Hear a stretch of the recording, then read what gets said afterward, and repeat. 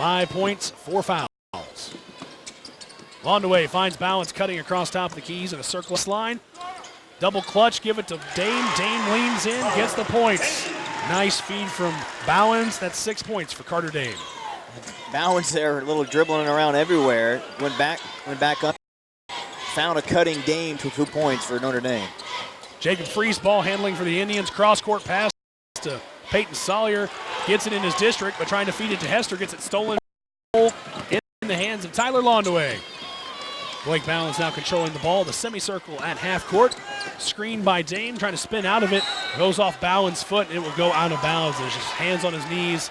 Frustrated by that. The senior knows the validity of winning even the third place in this tournament. You know he wants to leave this senior season with some hardware at the Show Me Center. It's 13 turnovers now for Notre Dame. Starting to catch up in the margin to the Jackson Indians. Across the timeline, the pass to Hester, now back to Colton Sire. It's Hester, Sire, Sawyer, Jacob Freese, and on the floor for Jackson. Left corner feeds inside to Hester, back to the basket, splits three, unfriendly roll, but got Varner with the tip in and the. And he has been good in this quarter. 6 points here in this fourth quarter, and Varner in to go and the foul. Noel with his third. So that is now the bonus for Jackson. Varner rebounded by Bowens, his first board of the night. For Jackson, they've cut the lead to 4 once again, 4:15 to go in this game. They haven't been closer than 4 since the first quarter, so you know Notre Dame sees this as the final standpoint. You cannot, the demarcation across this. The fifth from Londaway to Winston Welter. They're called off the hands of Jacob Free. Rusty are the Notre Dame Bulldogs. Off to Blake Bowens on the Pepsi logo at the Notre Dame front court. Pulls up, shot from college three, and that's going to make it for Blake Bowens. His first three-pointer of the second half. He's 2 for 3 for the night from three-point range. That was a big triple for Notre Dame, and Bowens, the senior, when they needed him, get some buckets. Cold-blooded trifecta. Lead is 7 going in on the floater. They're going to call a blocking foul. That's going to be on Braden Knoll, his fourth. Don't know if I necessarily agree with that one. I thought he planted the field, but Sire will go to the line for the double dip. So Knoll and Dohan both with 4 fouls. And so Jackson, they're finding something that's working for them. Driving it in. We've been talking about that, forcing Notre Dame to foul you, and now they're in foul trouble here with 8 team fouls. 38-32, the first free throw falling for the 6'1 sophomore Sire. Call it 2. 38-33, the lead is 5 once again. That 4-point lead is like that demarcation line. They have not let Jackson cross it yet. Timeout taken by Paul Unterreiner while Notre Dame is in the backcourt. They're showing some full court pressure that time from Jackson, and Paul Unterreiner wisely getting a timeout to have them guys set things up and get ready for the last 3:33. We'll take our timeout here. 3:33 left in the fourth. It's the third place game of the 72nd annual Southeast Missourian Christmas Tournament on SEMO ESPN 1220 and Real Rock 99.3.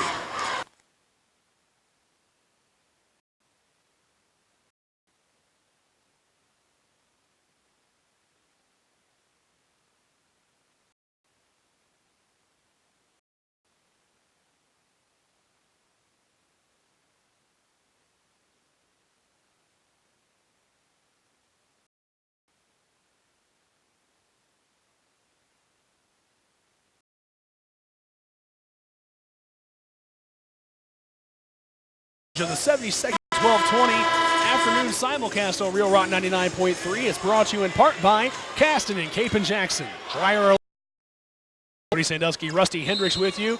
Notre Dame leads Jackson 38-33, 3:30 to go in the fourth. This, the third place game. Trying to break the full court press are the Notre Dame Bulldogs. They get it by a trickle to Blake Bowens to the left side of the front court. Notre Dame holding on. Jackson's cut the lead to 4 a couple times here in this fourth quarter. A number that has not been crest since the late first. The Dohan with 4 fouls, who's back in the game. Before the shot goes off, they're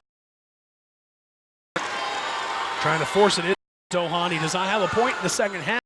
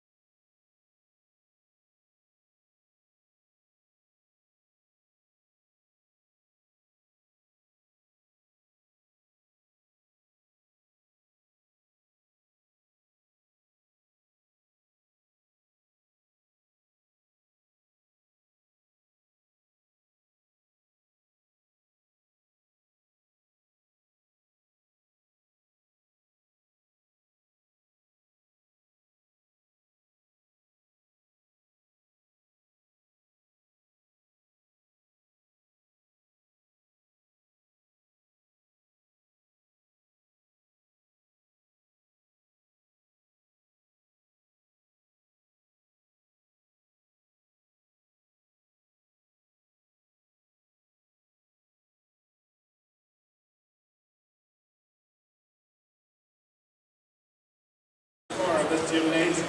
In addition to that, of course, 10 numbers will be called at the end of the first quarter and also posted from the numbers of the programs on this final day. For those 10 numbers, someone will win $100 Pro Image Sports gift card. A series of shots will be attempted until only one person remains the winner. So make sure you purchase your program. It's 50 cents, 2 for a buck. Nothing else in the United States you can get for 2 for a buck.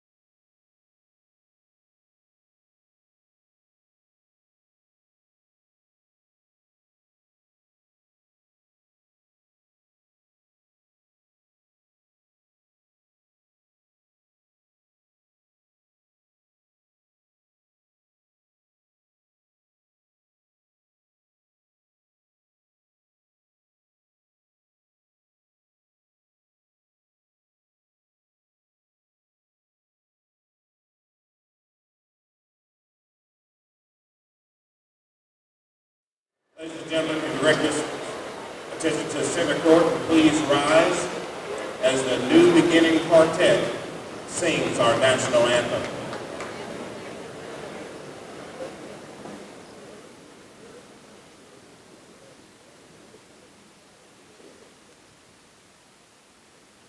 I got it.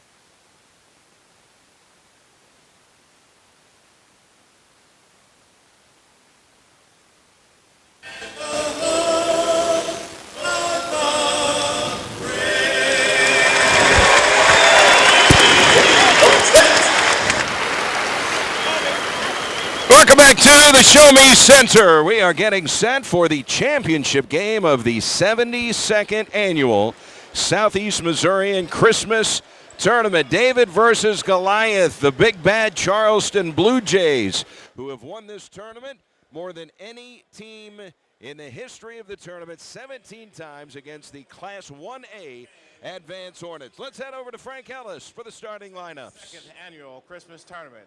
Starting lineups brought to you by Rob Rustler's Associates, your premier agent for auto, home, and life insurance, your personal guide to a professional world.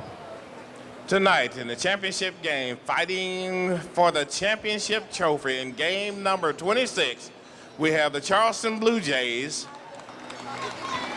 playing host to the Advance Hornets. Now the starting lineups. For Advance, at a forward, a 5'10 senior, number 13, Brendan Crater.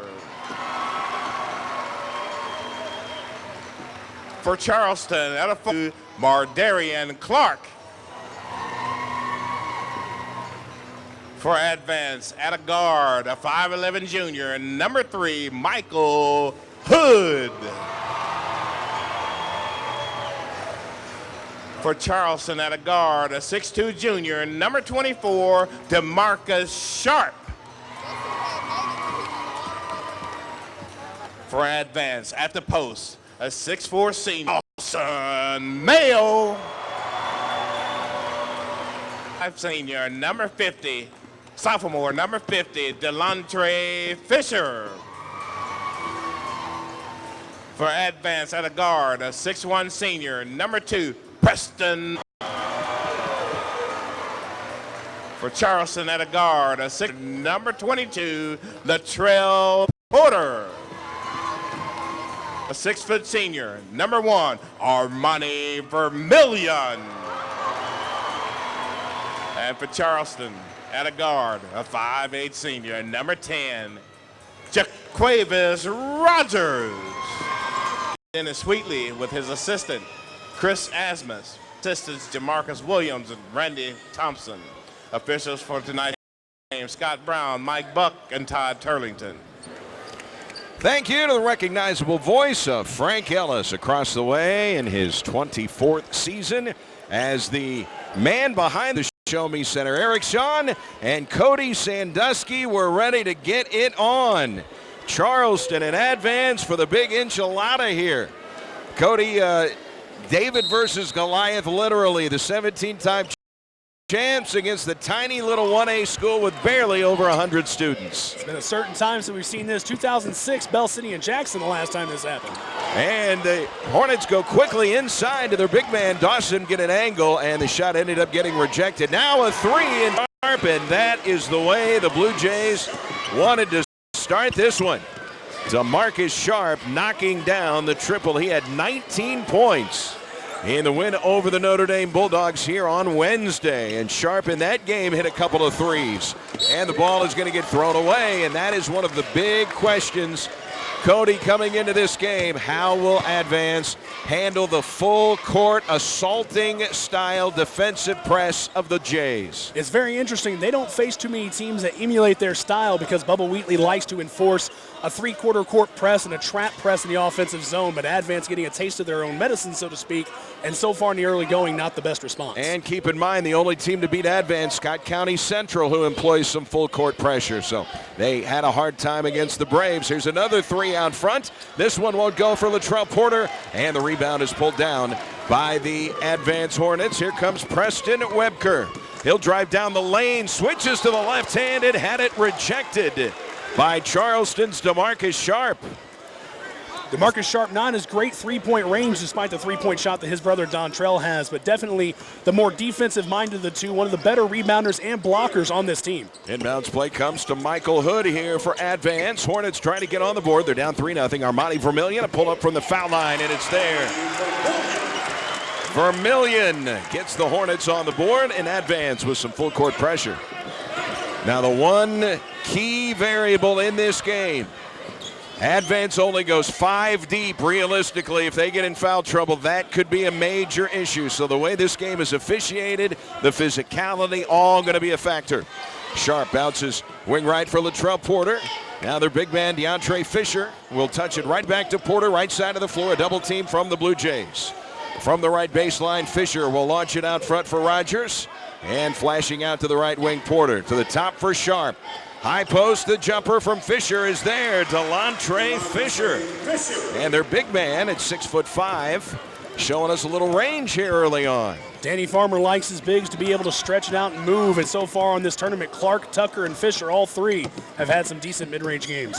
Curling right in the lane is Michael Hood. He'll drop it off here for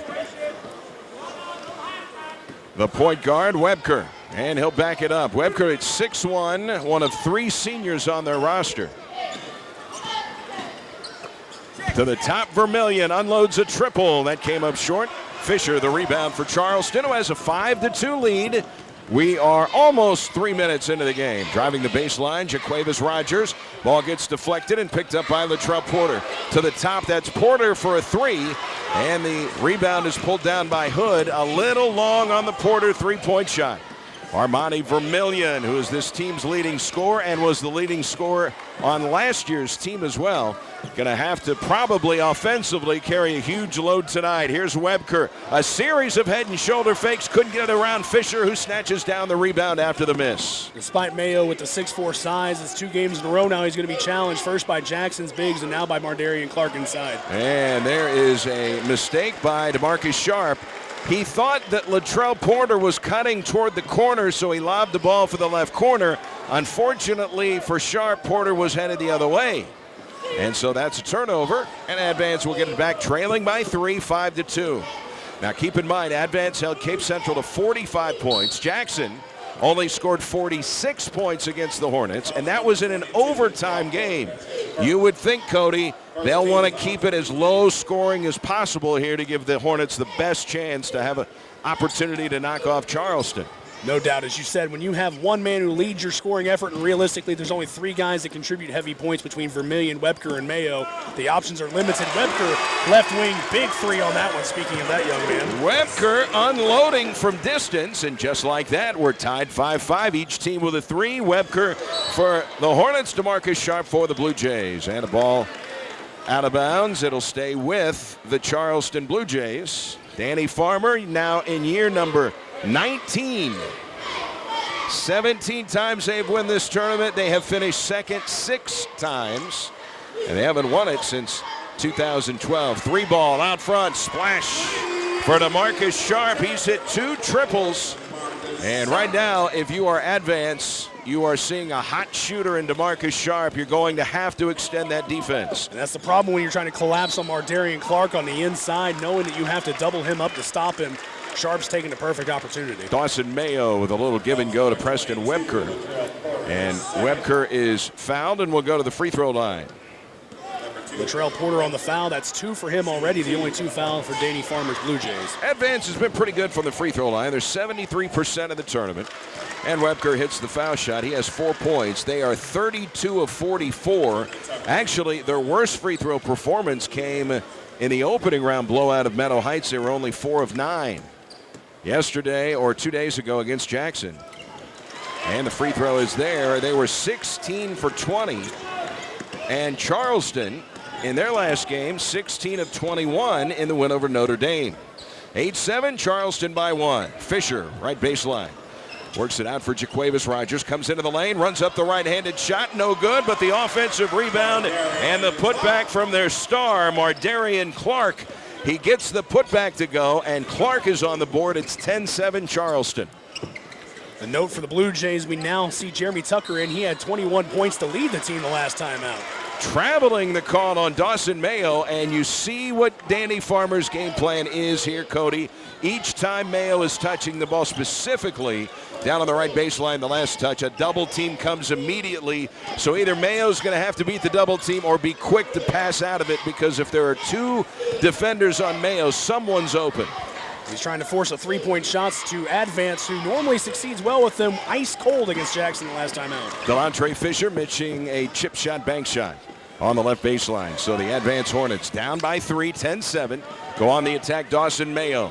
Works it right for Armani Vermillion to the top, a deep three. Webker. That one spun out of the cylinder, and the rebound is pulled by Mardarian Clark of Charleston. Here comes Jaquavis Rogers. Hands it right back for Clark. Top of the circle. Swing it left arc for DeMarcus Sharpe, who already has 2 3-pointers for the Blue Jays.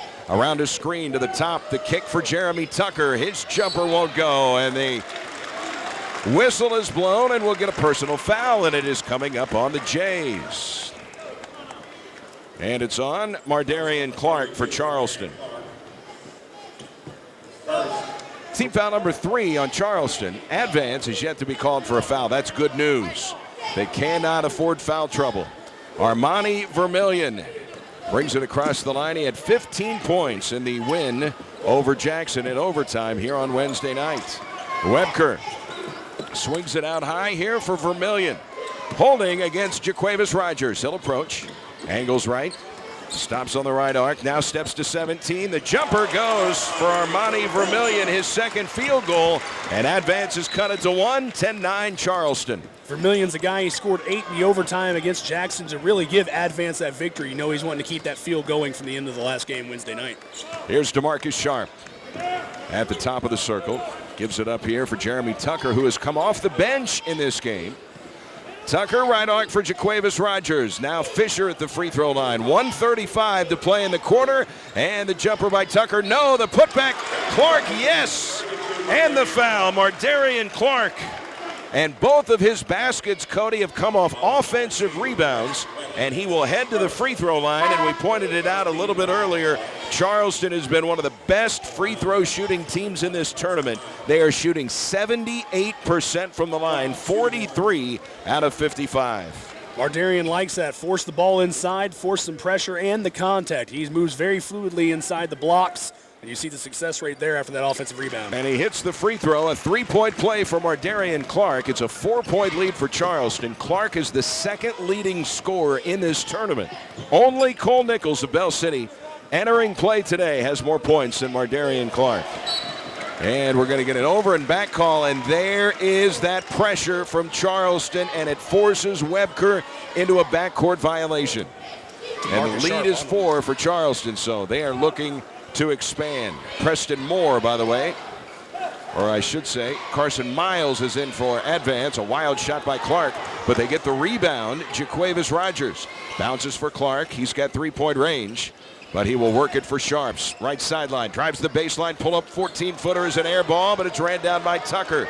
Charleston resets a 3 by Rogers. Off the front of the rim, another offensive rebound. Fisher, a third offensive rebound, and another putback for Clark. All of his field goals have come on offensive boards. The Jays are dominating the glass, and they have a 6-point lead and a timeout from Advance head coach Bubba Wheatley. Said it, Mardarian Clark, this entire Charleston team focuses on press play, make your way into the post, and keep the ball out of the hands of Advance, who can move quickly. Mardarian Clark already on the night, 3 for 4 from the field, 7 points, 4 boards. Well, the offensive rebounding right now, the difference in this game for Charleston. Not only are the Blue Jays scoring off of offensive rebounding, but they are keeping possessions alive. 3 offensive boards on that last trip down the floor. So rebounding is a big issue right now. We'll see if it is a sustainable thing for Charleston, but certainly, Cody, they have the size advantage. Delontre Fisher goes 6 feet 5 inches tall. Mardarian Clark is 6'4", and Jeremy Tucker, who's come off the bench, is 6'3". Dawson Mayo is the tallest Hornet at 6 feet 4. And Mayo is going to be fouled out front by Clark. So that is team foul number 4 on Charleston. Now keep that in mind. If fouls become an issue, Advance a very good free throw shooting team. It's a 6-point lead for Charleston. The title game. Eric Shawn, Cody Sandusky here at the Show Me Center. Jackson just lost to Notre Dame. Notre Dame finishes 3rd. Cape Central won the 5th place game over Scott County Central earlier by double digits. They easily beat the Braves. Foul line pass here for Carson Miles, who just checked in. Now Armani Vermillion curls into the lane. Elbow jumper is good. Armani Vermillion has 6, 15-11 in favor of the Jays. Now some full court man pressure here. Dribbling through it, Jaquavius Rogers comes down the lane, scoops up the shot, no good. Another offensive rebound for the Jays. A 3-ball, Rogers at the buzzer! Yes! Jaquavius Rogers, the third triple in the first quarter, and the Jays are red hot and running as we head to the second. Charleston in the title game looking for tournament championship number 18. They're up 7 after 1 over Advance. It's 18-11. Let's take a timeout from the Christmas tournament on SEMO ESPN 1220 and Real Rock 99.3.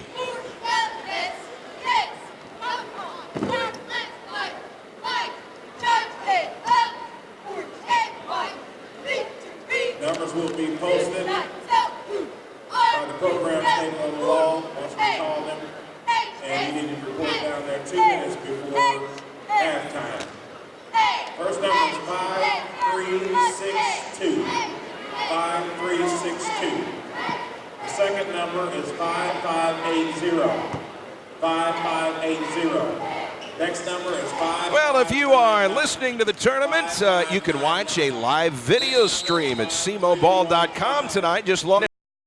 The SEMO Ball webcast is sponsored by SEMO House Hunter at SEMOBall.com. 18-11. Charleston with the lead, and they've got the basketball as we start quarter number 2. Delontre Fisher kicks it to the top of the key for Samuel Bledsoe, and he rains a triple. And right now, if the Charleston Blue Jays, with all of that size and offensive rebounding prowess, if they're going to hit threes, it's going to be awfully tough for Advance to compete in this game. Armani Vermillion gets bumped as he goes to the rim. He flipped the shot in. Let's see if it's going to count. It will count, and a three-point opportunity. It's the way to respond for Armani Vermillion. Not a large plethora of three-point shots for him, but he loves to drive the hole. He's a slashing guard. He gets to the basket and draws the contact.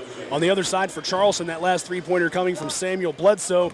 He's a 5'11 freshman. He's a catch-and-shoot three-pointer that comes off the bench for Danny Farmer. And the free throw goes down here for Vermillion, a big three-point play.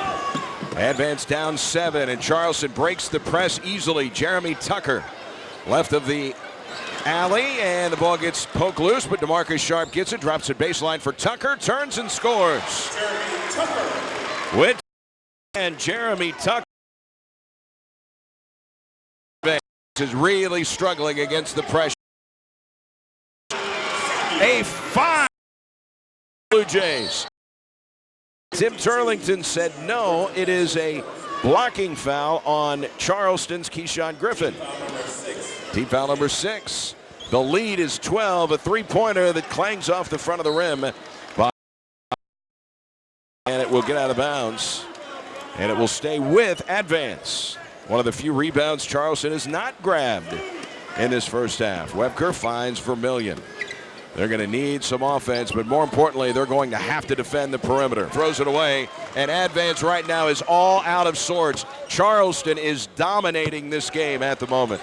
And you note, Mardarian Clark's not even in this game. That's a big thing for Danny Farmer, that Jeremy Tucker can come in and still lock down the post. 21 points in the game on Wednesday against Notre Dame. Big steal for Dawson Mayo. Here come they need a hoop.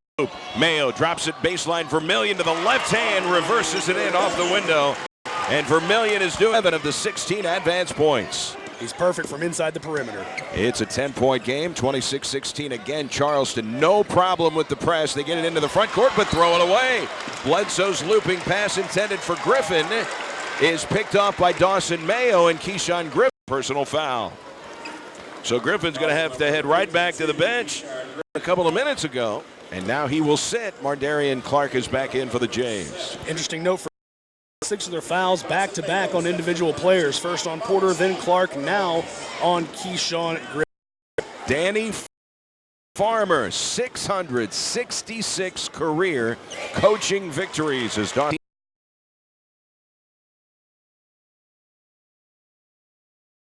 2012 is steal. Got to throw it ahead, they do, and a layup for Michael Hood, and he missed it. And Charleston's got it. Wow, that's the way it's been going for Charleston. A wide open layup for Michael Hood of Advance, and he missed it. He was ahead of the field. He was 2 steps ahead of the nearest Blue Jay. Mardarian Clark, right corner, finds Tucker. The jumper won't go from 15. Rebound is pulled down by Carson Miles of Advance. The only guy who's logged any minutes off the now press. Now a double team comes. He passes out of it, out high for Armani Vermillion. He'll work on Jaquavis Rogers, puts it on the floor. A kickback for Michael Hood, and he lost the ball. Here comes DeMarcus Sharpe in against Webker for the layup. Another turnover, and Charleston turns. Charleston's flat out outrunning Advance so far. Work press defense, and then those fast breaks are devastating on this Hornets team. Advance likes Charleston. Nice arcing rainbow jump. Mardarian Clark, his follow from 14. That, wow. Charleston, 2 more offensive rebounds. And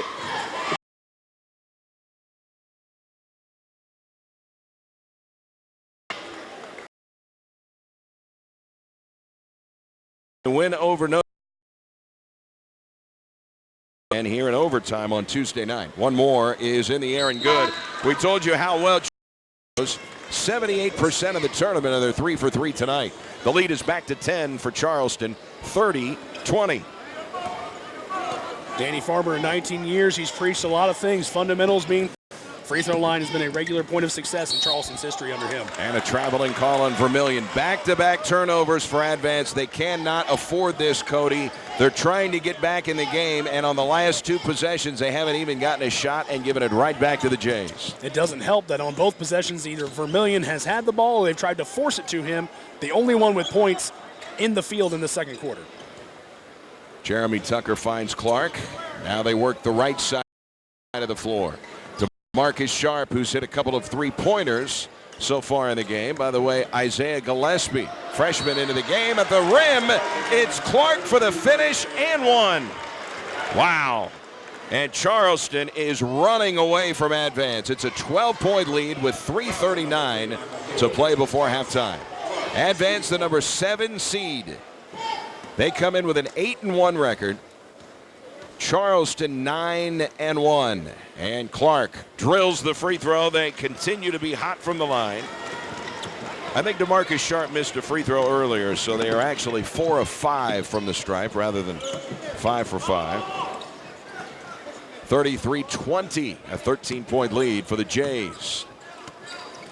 They have not won this tournament since 2012. Now Vermillion, a quick 3, missed it, but followed his shot, got his own rebound, drops it left of the lane for Brendan Craig. He missed the shot.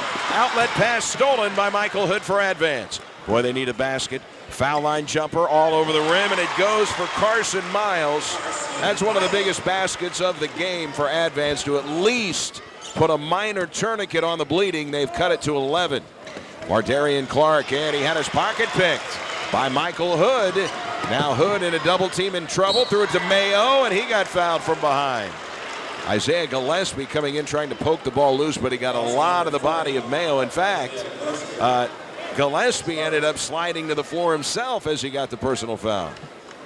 As you said, ran up from behind just in front of midcourt, trying to get that left hand in there. Instead, hooked the arm. Both people came down.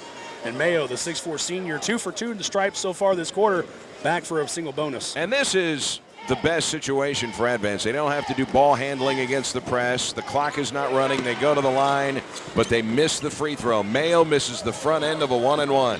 Nothing going right now for Advance, but we've got a long way to go. Into the lane, hanging and having the shot blocked Porter, but he followed it. He got it and then missed a shot on the baseline. They get the rebound to Tucker. His follow won't go. 3 more shots on that possession. And if it's going to be a 3-shot possession for Charleston, they're going to make a lot of shots tonight. Armani Vermillion tried to lob it into the middle for Mayo, nearly picked off by the quickness of Latrell Porter. Baseline feed here for Brendan Craig, and he will get the pass away to Hood, who took an off-balance shot as he was drawing contact. It danced off the cylinder, but he will go to the free throw line. A couple of free throws coming up for Hood. Advance made its first 5 free throws before Dawson Mayo missed the front end of a 1-and-1 a moment ago. It's an 11-point lead for Charleston. 2:10 to play before halftime. and Michael Hood hits the free throw. Some substitutions coming in for Danny Farmer. Isaiah Gillespie on the bench after 2 consecutive fouls. Again, of the 8 or 9 fouls so far, most of them have been double dips with the same player. Hood will have another here for Advance to make it a 9-point game, and he does. So the Hornets have cut it to single digits, and we'll get a timeout on the floor. Now remember, the last time Advance won this tournament in 2000, they were a 5 seed when they beat Jackson. So they were a big underdog that year. Now the year before that, they had played Scotch City and lost to Derek McCord and the Rams in the '99 championship game. I broadcast both of those games, and it was a sea of orange that night in 2000 when the Hornets won, but they kind of sat a little bit more together. There's a lot of orange here tonight, Cody, but it's kind of spread out rather than all grouped in one section. You see it in pockets, but this is a very full show-me center. This lower bowl full on 3, almost all 4 sides, people up at the top level. Kind of hard to organize everyone coming together. Yeah, there's over 5,000 people in this building. I don't think there's any question about that. Advance first won it 60 years ago. In fact, it's the 60th anniversary of their first tournament title. Back in 1956, Carl Ritter, the Hall of Famer, I talked to him about 30 minutes ago before the game down at Press Row. Looking great at age 77. Carl Ritter in the house, the only jersey that hangs in the rafters in this building for SEMO men's basketball. Pat Collins is retired for SEMO women, but the only men's jersey that hangs in the rafters in this building is Carl Ritter, who led Advance to the championship 60 years ago. Mardarian Clark at the free throw line after getting fouled. Here, the Blue Jays continue to knock down free throws. Clark hits it to extend the lead to 10. It's 9 points for Mardarian Clark, the second leading scorer in this tournament. Armani Vermillion of Advance, by the way, is the 5th leading scorer, and he's having a big first half. Free throw rattles home. Charleston's not missing free throws.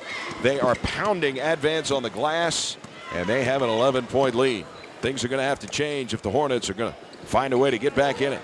And remember, Advance didn't hit a single three-pointer in their win over Jackson. They're going to have to hit some in this game, Cody. It's a team that had some three-point shooting last year with Brian Whitson and Preston Webker, but Webker cold in this tournament from outside as Vermillion misses everything on a 3 of his own. Boy, an airmail shot there by Armani Vermillion. And Mardarian Clark brings it front court. They bounce it left corner, Rogers. Touch it right back to DeMarcus Sharpe. Now in the corner, Rogers. Left of the lane, it's Fisher. Into the corner for Clark. A 3 is good. And Charleston is looking awfully tough tonight.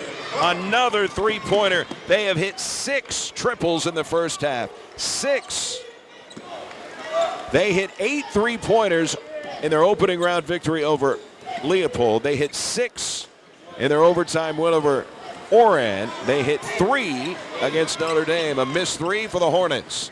And they are down by 14 points right before halftime. Mardarian Clark into the right corner for Rogers. Bounce for Fisher. He draws a double team on the post and will get a tie-up call. Possession arrow will give it right back to Advance as Jeremy Tucker will check in. And the star scorer for the Charleston Blue Jays, their leading scorer, Mardarian Clark, will check out. Clark, just a junior. He'll be back. I know SEMO has a couple of coaches in the building here tonight watching the festivities. Clark might be a guy that they are taking a close look at tonight. I would think so. Understandably so. The young man has range from the three-point arc on both sides.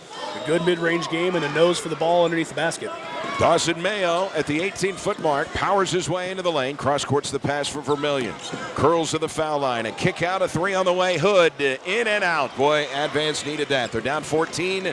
12 seconds to play before halftime. It's going to be a big lead for Charleston at the break. Jaquavis Rogers out front. Works left against Vermillion. 4 seconds. 3. Fisher handed off on the baseline. Sharpe, a runner at the buzzer, comes up short from the left baseline. And the Charleston Blue Jays, Cody, it is not a knock on the Advance Hornets. There isn't really any other way to describe it. That is a dominant first half of basketball for Charleston. Charleston came in from the beginning shooting hot. 2 big threes from DeMarcus Sharpe to start that momentum rolling. And ever since then, Charleston on the ball inside the paint, as you said, all game long. Multiple shot opportunities in single possessions. 2, 3 offensive rebounds at a clip. And unlike Wednesday night, where Jackson had the predominant size, 6'7", 6'8", 6'6", over Dawson Mayo in this advanced squad, a little less size on Charleston's team, but they know how to use their footwork in the post. They know how to box out, and it's showing in spades so far tonight.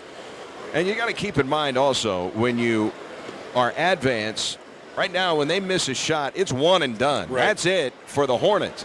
Now, as far as Charleston goes, even when they have some of these possessions, and they've had a couple of them where they've got 3 shots, they don't end up scoring, but how much defensive energy are you expending if you're advanced? Remember, they only really go 5 deep. They'll bring a couple of guys in, but just for quick little cups of coffee. So you're talking about a game on a 94-foot court where you're basically 5 deep, and you have to expend energy to get 3 stops on multiple possessions. That could really pay dividends for Charleston late in the game. So right now, you're going to have to find a way to get some defensive rebounds here with Charleston, or it's just going to be an uphill struggle the entire night. It burns out their energy, and you're already starting to see that not only because of the deficit in scoring, but Advance doesn't have enough time to set up that man pressure that they like to do in the three-quarter court. Bubba Wheatley likes to make you feel uncomfortable as you're bringing the ball up court. Charleston, as we said at the beginning of the game, getting a taste of their own medicine, but they know how to break that and have done so successfully tonight, leaving Advance to turn this, as you noted, into more of a track meet than they would ever hope. All right, Lucas Presson for CMOBall.com. Russ Communications is out at center court, and he is receiving some sort of award. Lucas is going to come over here and join us at halftime for a couple of minutes, and we want to get his thoughts. Of course, this tournament is sponsored by the Southeast Missourian, Russ Communications, the title sponsor. And so Lucas Presson is going to stop by, talk with us, and we'll get an opportunity to not only catch up with him about this tournament, but of course the SEMO Ball Awards. He spearheads the SEMO Ball Awards, and we'll get an update on that because, Cody, let's face it, some of the faces that we have seen this week in this tournament are probably going to be inside the building at the River Campus on the night of the SEMO Ball Awards. So a lot of the faces that we see here are probably also going to be involved on SEMO Ball Awards night. Lots of resume building, especially for some of these young men toward the top of that scoring numbers. We know Cole Nichols had 93 coming in this. Dylan Keller making a strong case. So most definitely, a few of these names will ring familiar in your ears as we get closer to that time of year. And one of the trainers is out at center court, David Enderly. And it looks like he is getting some sort of an award as well. David Enderly, I was calling Scott City basketball games back in the late 90s when he was on the team, not only the football team, but the basketball team. And David Enderly doing a great job in the field of athletic training. 38-24, it's a 14-point lead for the Charleston Blue Jays here at halftime. And the dominance of the Blue Jays so far has really been on the glass and three-point shooting. 6 3-pointers in the first half. And keep in mind, Advance had 1 3-pointer. So just if you are trading 2-point baskets for 3-point baskets, the math doesn't work. So just in 3-point field goals, Charleston has outscored Advance 18-3 in 3-point field goals. So things are going to have to change for Advance, or Charleston is going to hoist that championship trophy for the 18th time, which is a tournament record. Hey, we're going to talk with the guy who just got the big award at center court, Lucas Presson from SEMO Ball and from Russ Communications. That's a nice piece of glass you got there. Yeah, they always do a great job, and just special thanks to all the organizers that make it possible. Matt Asher does a terrific job, and it's a fun week of Christmas basketball. Well, I saw David Enderly out there as well. What were they getting the award for?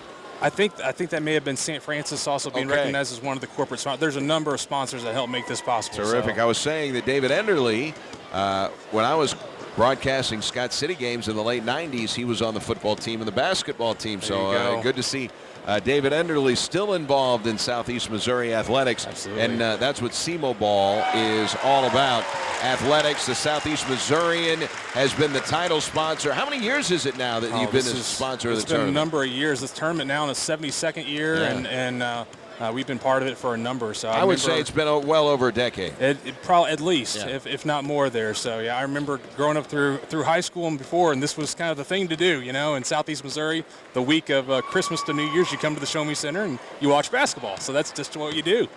Well, and the branding that the Missourian has done here with this tournament, you almost kind of forget it used to be called the University High School Christmas Tournament, or the U-High Christmas Tournament. Now, of course, probably a decade or so, the Southeast Missourian Christmas Tournament. We want to ask you, whenever anyone hears the name Lucas Presson at a sporting event, you certainly think about the SEMO Ball Awards. There you go. Where are we? What? Give us an update. Everybody certainly wants to know because, let's face it, if you have been here watching this tournament all week, some of these names and faces are going to be inside the River Campus that night. You can believe it, 4 years now. This will be the 4th year for the SEMO Ball Awards. We have the River Campus on July 8th. So mark your calendars, whether you're a finalist or a coach or just a fan that you just want to be there, mark your calendars. It's been a can't-miss first-class experience the last 3 years. We're working to finalize our speaker, so we'll have that early in 2017. We'll have that announcement coming. And sometime in January or early February, we'll have our first round of finalists announced as well. So that'll all pick up, and it moves quickly. It seems so far in advance. You got 7 months till the award show, but, boy, it moves quickly. The one thing that I have noticed is all of the momentum, the word of mouth, the buzz, the hype, everything, the popularity, the increased demand for tickets to be in attendance. Have you seen that pick up throughout the previous 3 seasons? You know, and I'd say after the first year, we started seeing athletes put that on their media card. I was a SEMO Ball Awards finalist, so it meant something year one, and we hope that it just continues to mean more and more because really it's recognizing the top 150 to 200 athletes from 57 high schools across all of Southeast. I mean, you think about the geographic area. You got from Perryville down to the Boot Heel, over to Van Buren. That's the coverage of all the athletes that we recognize at the SEMO Ball Awards. So it's a huge area.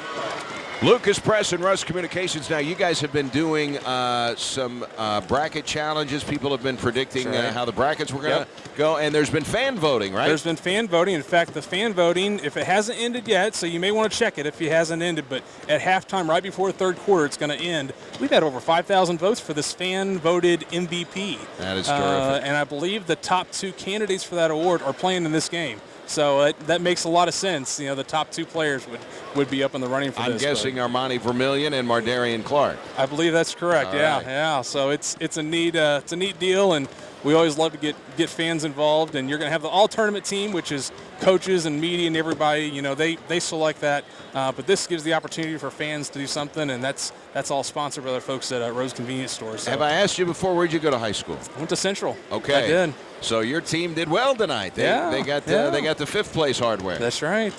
Yeah. Good night for Central. Well, and we'll see if Advance can mount a charge here because the little Class A school with 108 students, if they make a charge here, I think the neutral fan base here might get behind the Hornets here if they can make a charge. I think everybody see a and very well. They still can mount a comeback, but Charleston looks really good tonight. So it's been interesting to watch. They have come out hot, done all the things that they need to do to be successful, especially three-point shooting. Always great to catch up with you. Thanks so much, Lucas. We appreciate it. Thanks, guys. From Russ Communications, Lucas Presson. Great to catch up with him. Southeast Missourian doing a great job sponsoring this tournament. The coverage that they have been given, for years and years at semissourian.com, semoball.com. So, let's face it, when you talk about all of the sports coverage in Southeast Missouri, Russ Communications does a fantastic job. So, at halftime, 6 3-pointers. The math doesn't work. 3. From the beginning of the game. DeMarcus Sharpe with 2 3-point baskets off the set. Yeah, Latrell Porter missed a couple, but as soon as DeMarcus Sharpe hit those 2, it started fire from beyond the arc. And since then, Samuel Bledsoe, we called him the catch-and-shoot 3-point guy on the bench for Danny Farmer. Bledsoe had 2 in that second quarter to really start breaking the back of Advance at the end of the first half. So the Charleston Blue Jays get the ball to start the second half. Quick 3 by Latrell Porter. It won't go, but another offensive rebound. Clark missed it. Rebound Fisher in the putback, and another possession for Charleston. Cody with 3 shot attempts. Third one was the charm. Latrell Porter 0 for 5 so far, 0 for 3 from beyond the arc. But as you said, when you get 2 or 3 offensive boards, you can take that kind of shot and depend on your interior offensive players to finish it. Well, right now, it's just Charleston. Just get the ball up on the glass, and at some point, you're going to end up finishing. I mean, that's the way it goes. And you can understand with the size advantage, and you can overcome a lack of size if you are good with your technique and boxing out, and boy, that's something that Advance is really going to have to pick up here. Dawson Mayo, after hitting his first 2 free throw attempts of the night, has now missed 2 in a row as his free throw attempt at the line to our right barely caught the front of the rim. Advance is down by 16 points, and Mayo hits the second. That's 3 for Dawson Mayo. He averaged a double-double last year, 13 points and 11 rebounds. He's averaging a double-double this year, 13 points and 10 rebounds. Dawson Mayo, so he's a guy that can rebound for Advance. They need someone else to help out with the length, size, and athleticism of the Charleston Blue Jays. Cuevas Rogers. Now a back tap for Sharpe. Lobs it high post for Fisher. A little bobble. And he kicks it up toward the rim. It won't go. Another offensive rebound for Clark. And Mayo, who is behind Clark, tried to slap the ball away, but he got part of the arm of Mardarius Clark, and he'll head back to the line. Mardarion Clark, 4 for 4 from the stripe, 13 points. He is the leading scorer for Charleston, who has a 15-point lead on Advance. We have played a little over a minute here in the third quarter, and the free throw does not go for Clark. His first miss of the night, 4 before that. Charleston had been playing in Class 3 District 2, and they're moving back to Class 3 District 1 this year. Free throw is good. They won 20 games last year. If they would win this game, they would be 10-1. A 3 in the left corner by Wood, or by Michael Hood, I should say, and it won't go. Rebounded by DeMarcus Sharpe, and he will bring it from right to left. Rogers with a post feed to Fisher. His turnaround in the post, no. And Clark was going to be there for the rebound, but it deflected off of his hands, Cody. But somehow Mardarion Clark is finding inside rebounding position really every time the Jays put up a shot. Here's a jump stop move, nicely done, and the finish off the window by Armani Vermillion, and Advance needs more of that. It's a 14-point game. 15 of their 27 for Vermillion so far. He's the primary offense, and you know that Charleston's going to continue zoning in on him. In the right corner, Jaquavis Rogers, he was looking for Clark on the perimeter. Now Fisher at the free throw line. His jumper came up short. Mayo the rebound. Throw it ahead to Vermillion, and the ball got loose as he ran into Jaquavis Rogers. And now it's Clark that comes up with a loose ball here for the Charleston Blue Jays. Rogers, right side of the floor near the hash, right in front of Danny Farmer, who was up and pacing in his royal blue polo. Post feed to Clark, left baseline, and he finishes again. And Charleston's leading scorer, Mardarion Clark, now has 16 points. Austin Webker cross courts it for Michael Hood. Post feed to Mayo, spins to the left baseline, through a double team, throws it off the bottom of the backboard. Mayo looking for a foul, didn't get it. Rogers the other way, and look at Michael Hood. He swatted it literally into the 4th row of the bleachers in the end zone to our left, and they're calling a foul. Really? Wow, that looked pretty clean from here, man. I gotta tell you. That's the cleanest block I've seen this tournament. How that is a foul, I will never understand it. Wow. That looked very clean. Hood literally, a guy in the 4th row caught the ball and threw it back in. And the free throw spins around and out. Maybe poetic justice. I don't think a lot of people thought that was a foul. I don't think you get that kind of distance if you make any contact with the body. That's That is clean ball. Yeah. So much flight on that one. 5:23 to play, third quarter. Rogers, lot of dribbles, bends at the knees. It's on the way and good.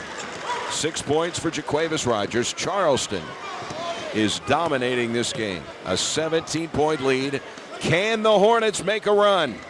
As they did in 1956, 60 years ago. A 3 by Preston Webker, and that one, Cody, was from about 23 feet out. Young man has range. He flashed it a bit more in last year's tournament. I've been expecting that to break out, and he's seeing it maybe for the first time tonight. DeMarcus Sharpe went in a double clutch move when he brought the ball down. It got poked loose by Advance. It's out of bounds and will stay with the Jays. DeMarcus Sharpe, who has primarily been a perimeter guy in this game, decided to take the ball to the basket, had it blocked. Mardarion Clark, tough angle. He was too far into the basket, lost the ball.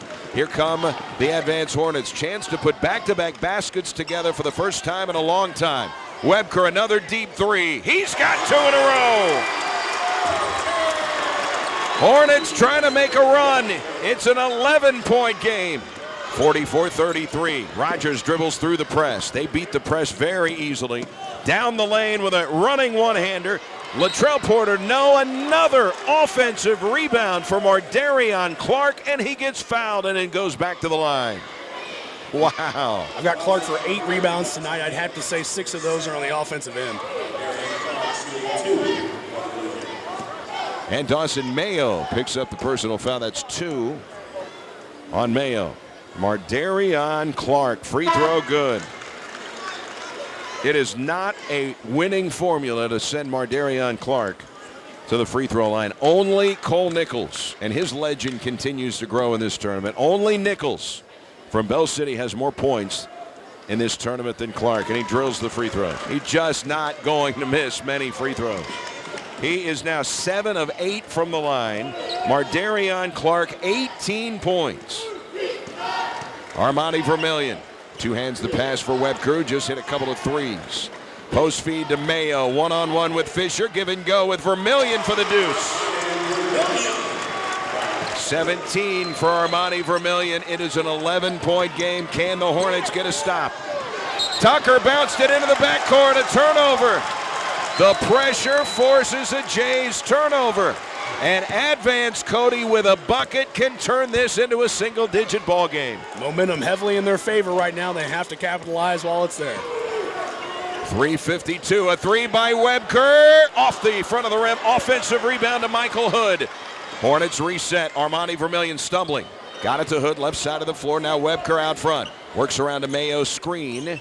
And his defender, DeMarcus Sharpe, went under the screen, but Webker didn't take advantage. Give and go. And the pass intended for Mayo, but he was fouled on the arm. And that is only team foul number 2 on the Jays. It was on the floor, so it will be an inbound scenario here for Advance. If they have an inbounds play that gets an easy bucket, you want to use it right here. Advance down 11, 3:33 to play, third quarter, plenty of time.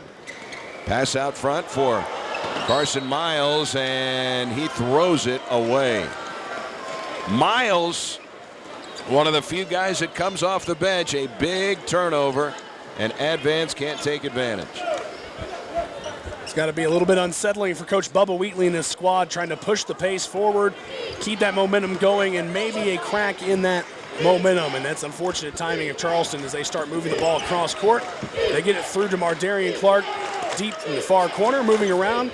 DeMarcus Sharpe trying to drive in, and a foul.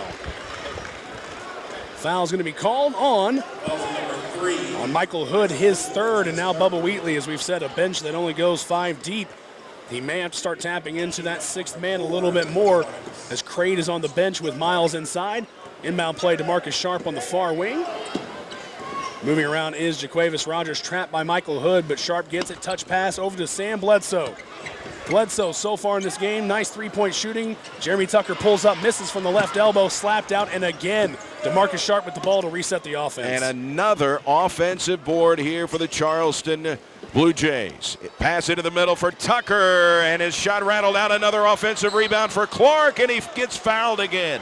Literally, no human being in a black jersey can box out Mardarion Clark. Am I overstating it? Not at all. So far, 9 rebounds. Again, I stick to that ratio. I think 7 of them have been offensively. Even if he's not converting at the hole, he's getting to the free throw line, and almost automatic is his percentage from the stripe.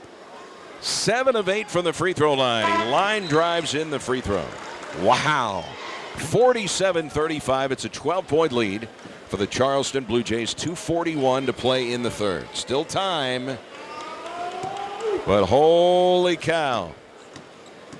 Charleston has been in charge in this game, and the free throw rattles home. He has been phenomenal. 9 out of 10. Mardarion Clark, he's one of the first names that I circled on my all-tournament ballot. If he's not on the all-tournament team, there should be an investigation. A steal, Hood threw it away. Here comes the cutting Clark to the basket, finger rolled it in. And Mardarian Clark has taken this game over, a 15-point lead for the Charleston Blue Jays. And by my numbers, it looks like with that basket, he has taken over the tournament lead in scoring over Cole Nichols, who had one less game played. Michael Hood with a big three from the right arc for Advance. There's a start for the Hornets. They've cut it to 12. 2:03 to play in the third. They're going to have to get some stops.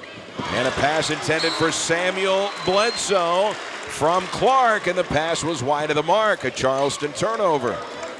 It's been rare, but you know that's frustrating for Danny Farmer. Sam Bledsoe, his goal is a catch-and-shoot three-pointer, and I know that was the play they were trying to set up there. 3 starters from last year's Charleston team back. Mardarian Clark, DeMarcus Sharpe, and Tucker. Tucker was a starter last year, but he has come off the bench tonight, but he has played starter minutes. Here's Vermillion, wraps a shot up around Tucker, and it missed everything, and that shot certainly altered by the presence of Tucker. 1:37 to play in the third. DeMarcus Sharpe dribbling near the center jump circle. Angles left. He'll be picked up by Brendan Crade, who's checked into the game. Post feed Clark through the lane. The pass in and out of the hands of Latrell Porter. All right, take it back. That's Rogers who could not handle the pass. So Rogers unable to reel it in. Advance is going to bring in Braden Brown. His first minutes of the night, and they're having to stretch deep. Already 3 fouls on Armani Vermillion, so you got to protect him as well as get somebody in who can make a difference. Here's a jumper by Webker. That's good, just inside the arc. A 2-pointer. Webker, 13 points, 8 of the 13 in the second half. It's a 10-point game. Can the Hornets get a stop? DeMarcus Sharpe, 18-footer, rimmed it short. Webker the rebound. They could cut it to single digits. Here come the Hornets. Webker kicks it out for Vermillion. From the three-point arc, he'll snap a pass high and gets a return feed. Hands it for Webker. Top of the circle against DeMarcus Sharpe. One hands it wide left here for Vermillion. Backs it up. 38 seconds to play in the third. Now he uses his dribble, and Rogers closes in. Give it up Mayo to Vermillion down the lane, and he will finish. And for the first time in a long time, Cody, we've got a single-digit lead for Charleston, 50-42. Sharpe, right side, a three by Bledsoe. Front rimmed it. Rebound comes to Tucker, reversed it up and in. Another offensive rebound for the Charleston Blue Jays. It's back to a 10-point game.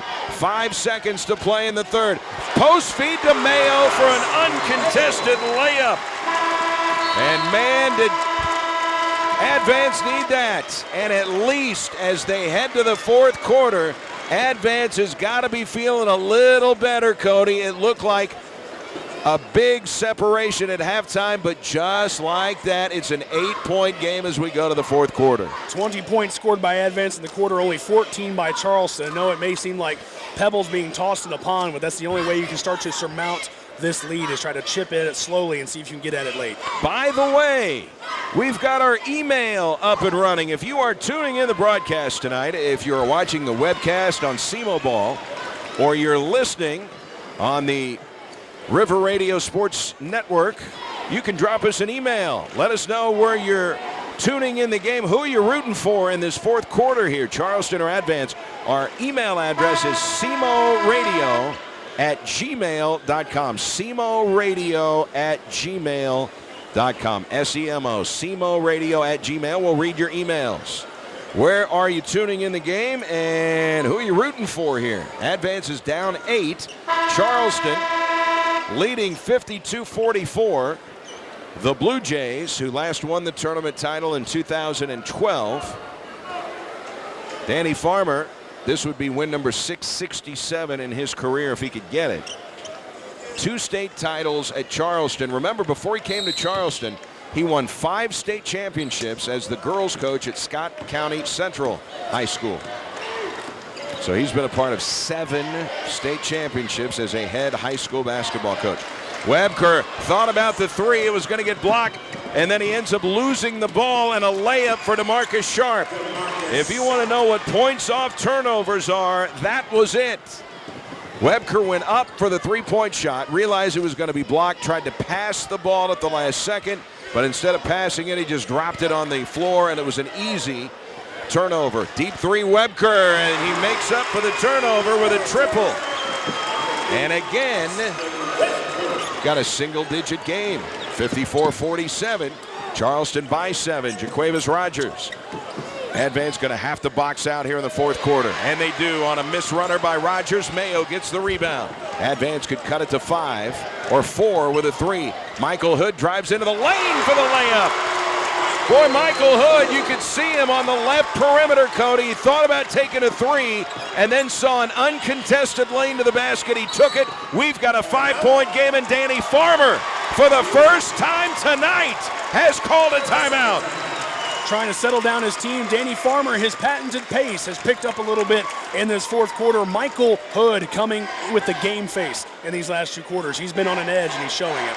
I mean, Advance has been on the brink of being blown out in this game at least 3 or 4 times, Cody, and they have always scratched and found a way to come back.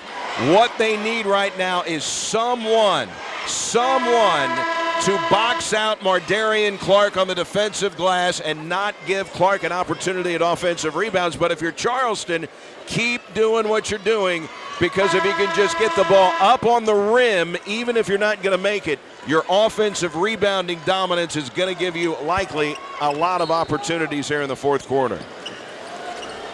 Hey, looks like we got some emails coming in here. We're going to read them as we go along here in the fourth quarter. 6:42 to play. Charleston by 5. Here's a lob down to the left block. Mardarian Clark, double team comes at him. He passes out of it to the left perimeter. Porter, now Rogers. Back to Porter. Fakes the 3, now takes the 3. Off the heel of the rim. Webker had it poked away by Sharpe. Feeds Clark for the deuce. Another offensive rebound for the Jays. And it looked like Webker was going to have the offensive rebound. It was poked away by DeMarcus Sharpe. And Webker, going coast to coast, lays it in. Webker has 13 points in the second half. He has 18 in the game, and the ball squirts loose. Charleston turns it over. And Advance down by 5. We'll get it back here. 6 minutes to play. Second wind in the lungs of the Hornets. Webker on that last one, knifing through a double team to get to the post. Good move by the senior. Preston Webker swings it right to Armani Vermillion. This is a big possession for Advance. High post feed, it's Mayo. Backing down his man Tucker, and a steal. A steal by Latrell Porter. Give it up to Marcus Sharpe to the left baseline. Throws it back out for Porter. Ball tipped. Porter's got it. Foul line pass Fisher. Now they work it to the perimeter. Right side of the lane, it's Mardarian Clark. Charleston taking a slow approach. Here's Clark on the right sideline. Plays out front for DeMarcus Sharpe. Now Latrell Porter, a drive. He hangs in the air, missed the shot. Loose ball, rebound. Who else? Clark, his 8th offensive rebound of the game. No one, no human being in a black jersey can keep Clark off the offensive glass. And we have a hand check foul coming up on Jaquavius Rogers. It is unbelievable. His nose for the basketball, Mardarian Clark on the offensive glass. Approaching 30 points on this game. As you said, 8 offensive rebounds, 11 on the night. 6'4", the junior from Charleston. We said the Advance Hornets faced Jackson the other night. Nowhere near this kind of trouble on the inside. Here's Webker. Throw it into the middle. He threw it away. Charleston by 7. Jays looking to extend the lead. Porter bounces for Clark, tipped away by Webker. Loose ball picked up Vermillion. Here comes Advance, and Vermillion lost it, but it hit the Blue Jays on the way out. Email from former Blue Jay star Corey Frazier. Corey Frazier, class of 94, watching the live stream here at my home in St. Louis. Definitely rooting for my Charleston Blue Jays. Go Jays. Keep up the good work, guys. Another email here. Edward Atchison, good job, guys. I'm listening out here in the Bay Area of Northern California. Tuning in tonight. Go Blue Jays. Edward Atchison. Parker Lipke. I am tuning in Jackson, Missouri, hoping the underdogs Advance win this one. Go Advance. You can email us as well. Our email address, simoradio@gmail.com. simoradio@gmail. And this one, Andy and Jess Greenleaf cheering on Preston Webker from Minneapolis, Minnesota.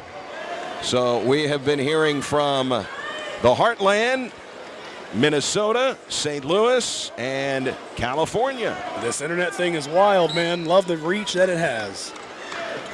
Here's the inbounds play. Dawson Mayo head and shoulder fake. He scores, and the foul is coming up on Jeremy Tucker.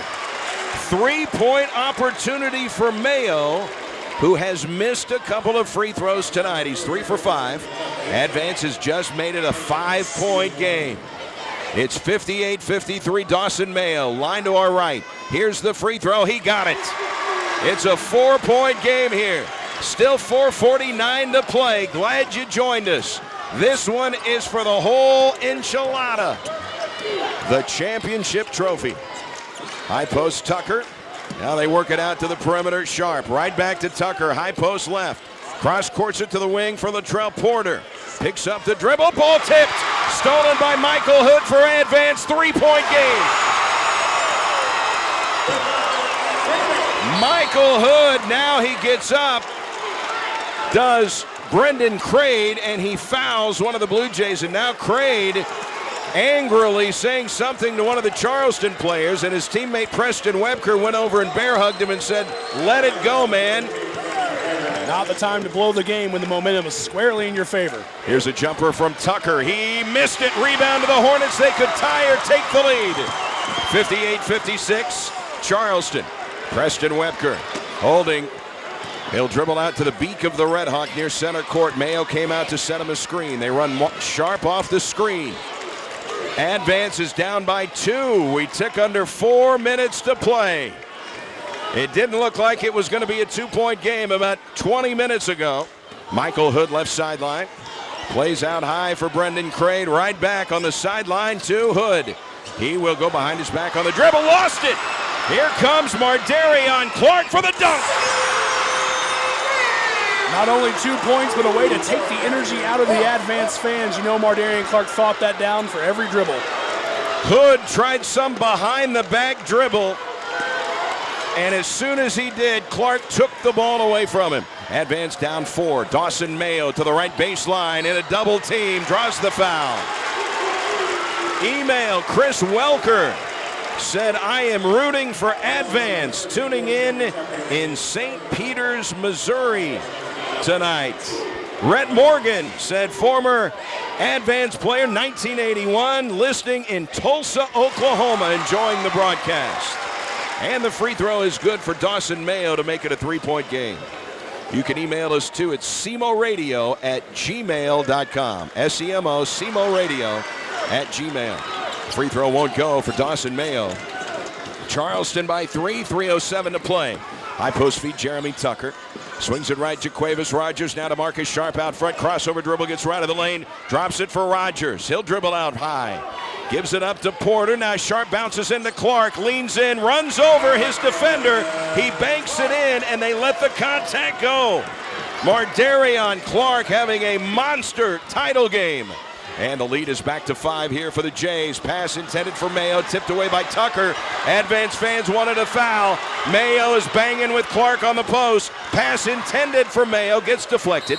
Advance has got it, and a double foul is going to be called. I told you those guys were banging. Mayo and Tucker, they're going to call a double foul. Stomping his foot is Advance head coach Bubba Wheatley. He's emphatic. He's not a man of many words, but he's a man of many emotions, and you're seeing that right now. 30 points for Mardarion Clark. 30. Keep in mind, 37 is the tournament high from Bell City's Cole Nichols. 2:31 to play. A 5-point lead for the Charleston Blue Jays. That's going to be team foul number 7 on Advance and number 6 on Charleston. Keep in mind, that's only 3 on Mayo. And for Mardarion Clark, that is only his 2nd. Jeremy Tucker, by the way, has 4 for Charleston. He's still in there. One more foul on Tucker. He's gone. This is the biggest possession of the tournament for Advance. Down 5. Out front, Michael Hood. And they run a clear out on the left side. Here's a three by Webker off the front of the rim. Rebound to the Jays. And Charleston in a 5-point game should be in no hurry. Clark bounces for Tucker, deflected out of bounds. It'll stay with the Blue Jays. Great hustle by Advance's Michael Hood. He went to the floor to deflect that ball out of bounds. As we said, he put his game face on in the second half. I think he is the motor that has turned this team into this 5-point deficit. Remember, they were down by 8 to start this fourth quarter. They've cut it very close. DeMarcus Sharpe has it right sideline. 2:06 to play. Loose ball picked up by the Jays as it leaked into the backcourt. DeMarcus Sharpe got it. Now Jaquavius Rogers. And it looks like Advance may start to foul. Danny Farmer wants a timeout.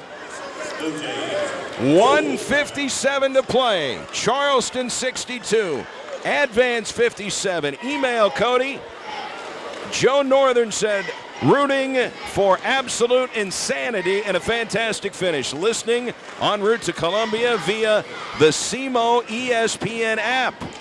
A good cross promo opportunity. All right, you can download our SEMO ESPN app. Listen whenever you want. CJ Kernan emails. He says, let's go Hornets. Never underestimate the power of an SCAA team. And he's speaking, of course, of the Stoddard County Conference.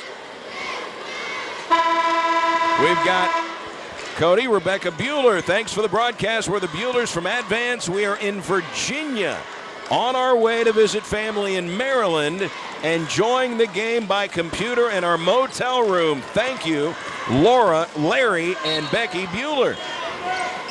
Bueller? That's right. Bueller.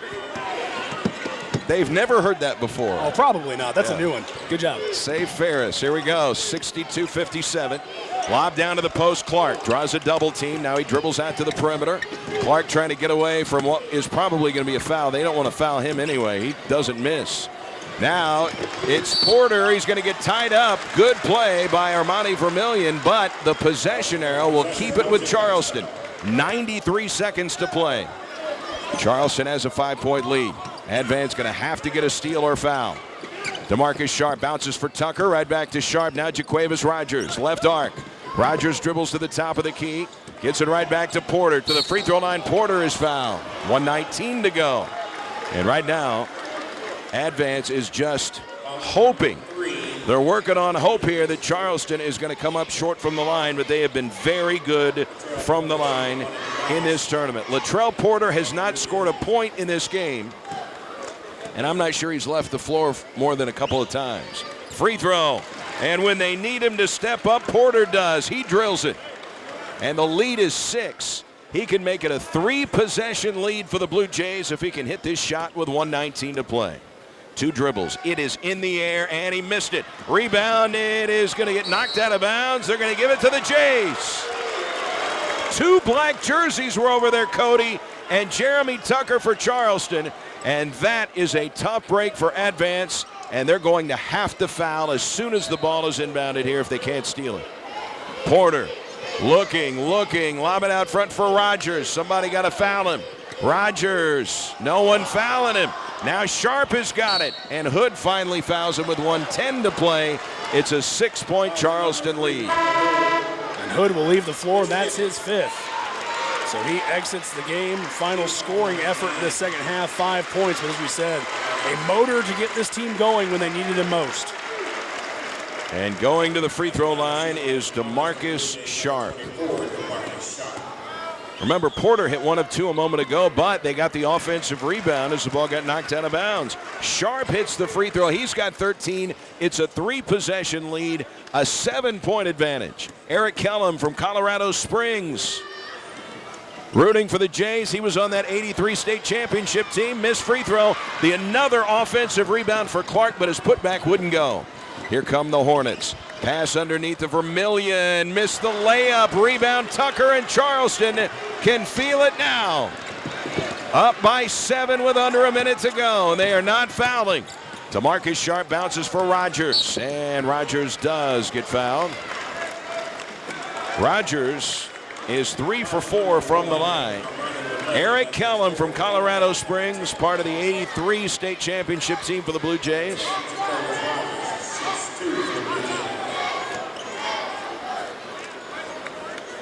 By the way, apparently a misprint on the roster. Apparently it's Crater and not Crade, as the roster is printed out wrong, I guess. Just got an email, Chris Welker letting us know that. It is almost impossible to ever get a roster for this tournament that is 100% accurate. You got guys who aren't on the roster, guys with the wrong numbers, names are misspelled. Free throw, good. Well, those are big free throws by Rogers. And the lead is 9 for Charleston. 46 seconds left. Gonna take a minor miracle for Advance. Here is Preston Webker deep on the left wing. Dribbles out front, lobs it low, throws it away, and that is gonna do it in this one. Here comes Sharpe, and he missed the dunk. Preston Webker, the rebound for Advance with 28 seconds, pulls up for a three and hits it. It's a 6-point game, but is there enough time? Webker, what a game he has put together. 14 second half points, Cody, for Preston Webker. 19 in the game, but is it too little too late? He has certainly done his part. 66-60, Charleston by 2 possessions, 24 seconds left. It's been a big push by Advance in the second half. They've had, as we said, Michael Hood motor going, Armani Vermillion in the third quarter, taking over with 6 big points in that push to cut the lead to 4. But unfortunately, just time running out against their favor, and then the key point all night. Charleston has dominated the offensive glass. Less so in this fourth quarter than in previous quarters, but still enough to hold the advantage. The last time, or the first time Advance won this tournament back in 1956 with Carl Ritter. Here are some of the names of the schools that were in the tournament. You recognize Advance, you recognize Delta, you recognize Sykeston. Tell me if you recognize these: Lutesville, Fisk, Piedmont, Morehouse, Morley, Van Duzer, Cape Catholic, Dealstadt, and Ilmo Fornfelt among the tournament field back when Advance first won this tournament. Wow. And Charleston is dribbling it out, and the Blue Jays have won it for the 18th time. Charleston wins the Southeast Missourian Christmas Tournament. Advance gave them quite a run in the second half, Cody. They got it to 2, but Charleston's offensive rebounding and knockdown free throws at the end of the game iced it away for the Blue Jays. A heck of a run as a number 7 seed for Advance to make it to the title game, but they come up just 6 points short. And congratulations to the Charleston Blue Jays, their first tournament title since 2012. And what a game. 30 points for Mardarion Clark, who has to be named the tournament MVP. I don't think there's any question Clark is the MVP of this tournament. Now, had Advance won, you could make a case for Webker, maybe Vermillion, but with Charleston winning, I've got to believe that not only is Clark on the first team, but he may be the MVP. I don't think there's any question about that either. Just looking at the numbers we can do off the top right now, 30 to 32 points, 12 rebounds, and 9 of those are on the offensive glass. It's the deal breaker for Advance in the early going. They could not box out Mardarion Clark. He would not be denied. That's the tenacity that comes from a Charleston Blue Jays squad. You see it in Danny Farmer. It trickles down to every player in this roster. Mardarion Clark, despite being a junior, definitely the leader of this team, exhibiting that mentality, and it bleeds out to everybody else. 66-60, the final. The Charleston Blue Jays have won it. We're going to get the presentation of the hard way to the champs. Charleston. 18 times they have hoisted the trophy. And remember, we talked about the 2007 team that won the championship, the state championship for the Charleston Blue Jays. They won the state title in 2012. Well, that year they did win the Christmas tournament. They also won the state championship in 2007. That's in calendar year 2007. So they played in this tournament in December of 2006. They didn't win this tournament the year they won the 2007 state championship. That was when Bell City had Will Bogan. That's right. Brian Brantner was the head coach at Bell City. Bell City won it that year. So over Jackson, no less. Even a even a state champion isn't guaranteed to win this tournament. This is a tough tournament to win, and to win it 18 times. They have been the class of the field since they had entered this tournament. Remember, the field has not changed in this tournament in 30 years. The last time it was not played in this building was 1986. That was the final year at Houck Fieldhouse, and that year, the group of teams in 1986 was the group that it is now. It has not changed since 1986, and no one has won it more than this team, the Charleston Blue Jays. Yeah, you take a look. Charleston didn't even make the championship until 1970. Not fully aware of what year they came into this, but you have to think, since 1970, 24 championship appearances, 18 championships. They've been involved in the final game, almost 50% of them since they've been a part of this field. And from 2002 until 2011, they didn't even make the finals any of those years. So this is a nice run here for Charleston. They're the last back-to-back champs, but we're getting a new champion. And for the first time since 1999, we don't have Notre Dame, Cape Central, or Jackson in the finals, the three of the big schools. I mean, when you look at the biggest schools in this tournament, Jackson, 1523, they're the biggest. Cape Central, 1100. Notre Dame, 529. Who do you think is the fourth largest school in this tournament? Oh, just going off the head, I'd have to say you're looking at Scott City. Kelly is the fourth largest school. Then it's Woodland, then Charleston. Scott City, 226. The smallest school is Leopold, 45. Bell City, 66. Delta, 79. And Oak Ridge, 93. Four schools under 100.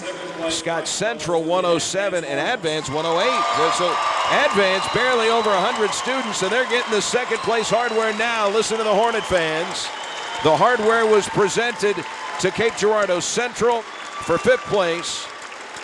They handed out the 4th place hardware to Jackson, 3rd place to the Notre Dame Bulldogs. Now Advance is getting its hardware. Bruce Qualls bringing the plaque out. They're getting some pictures now. The Advance Hornets. Only 8 players on that roster.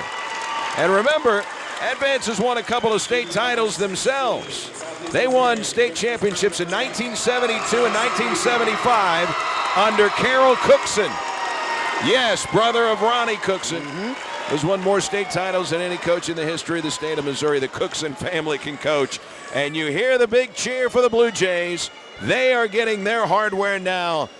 And the pictures being taken the 18th time. Charleston has won it.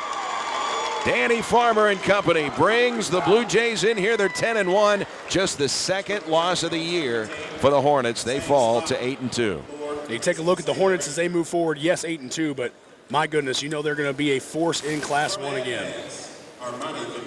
And they're announcing the all-tournament team, and we'll pass that along to you. Armani Vermillion, of course, the leading scorer in this tournament for the team that finished second. Armani Vermillion, a terrific tournament. And he's all conference, or all tournament. And Jeremy Tucker has been named to the all tournament team for Charleston. Only 4 points tonight, but 21 against Notre Dame Wednesday night.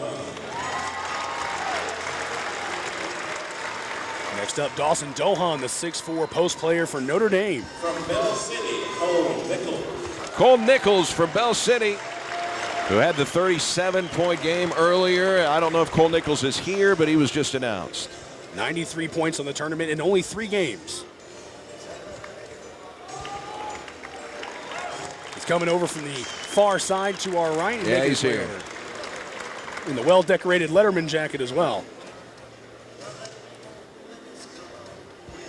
And he's getting his medal. And Dylan Keller from Scott City. Big performance today in the game earlier. Actually took the scoring single game lead in this tournament. 39 points tonight when they faced off against Meadow Heights in the 9th place game to start the day. Jacob Shoemaker from Oran. Dylan Keller. I just found out how old I really am. Dylan Keller. His dad's Ricky Keller, and I used to call the Scott City games when Ricky played. I thought, wait a minute. Maybe it's his cousin. Nope. It's his son, Dylan Keller. The Antrell Beard, who sprained his left ankle. I mean, he was barely able to walk after their victory yesterday. So for him to come back and play, I know he was hobbling around in the game earlier today. DeAntrell Beard And what a game. Well, what a tournament Deontrell Beard has put together. Lane Barrymore from Meadow Heights. He's here. He's going to go out, get his medal. Quite a player. Meadow Heights, of course, winning the consolation title. And Mardarian Clark for Charleston. And if they hand out an MVP, it's him. Dawson Mayo for Advance. Didn't know if Advance would get 2 players on there, and they do. There are 10 all-tournament players, by the way. Unless there's a tie, they might put an 11th. Ladies and gentlemen, 2016 all-tournament team, Southeast Missouri Christmas Tournament. So there you go. That's the all-tournament team. That's the 10th one. A solid balance of players from the post, guys who can shoot from outside. Just shows you the variety of skills and play styles you see in this Christmas tournament every year. So that is a wrap. Well, let's see. We've got Lucas Presson out here. Joining me here on the court is SEMO Ball and Southeast Missourian Sports Senator Josh Malott. We're going to be giving away the fan-voted MVP. This is the award that you, the fans, voted on. Okay, they're going to vote the fan voting MVP. I don't think there's any doubt it's going to be Mardarian Clark. Is Armani Vermillion. Oh, Armani Vermillion of Advance. Congratulations to him. Even finishing second. Now, this is a fan voting. So even finishing second, Armani Vermillion. Now, had Advance won, Cody, I think it's safe to say Vermillion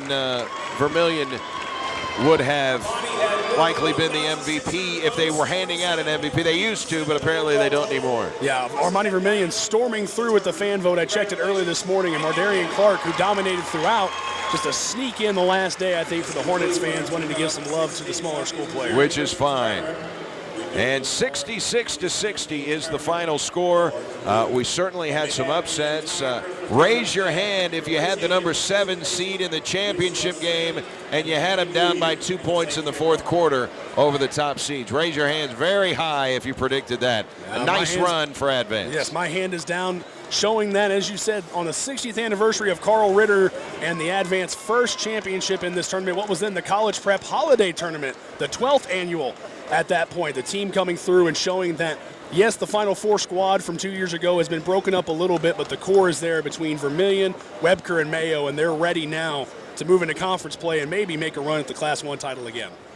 18 championships for the Charleston Blue Jays. And again, we want to thank the webcast sponsor, SEMO House Hunter at SEMOBall.com. We want to thank our sponsors, of course, Caston in Cape Girardeau and Jackson, Dryer Electric, Grace Reliant Health Services.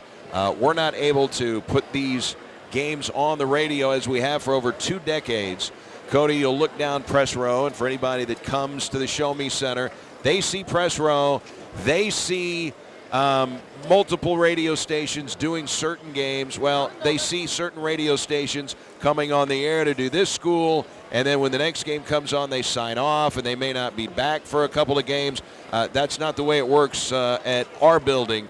We have done every game, every single game for over 2 decades. We are certainly proud of that, and we've got another one in the books here this year, and it's fun to cover every dribble, every pass, every basket, everything of this tournament. Right. You get that wall-to-wall coverage, and for us, I know for you, you've worked 11 or 12 games. I've got 11 under my belt for this tournament. Had some help with Rusty Hendricks while he was traveling between the Sykeston games and then this one. It gives you a different perspective. You can catch pockets of games when you're able to hear, and then for us to see every single player that crosses the floor, every single shot.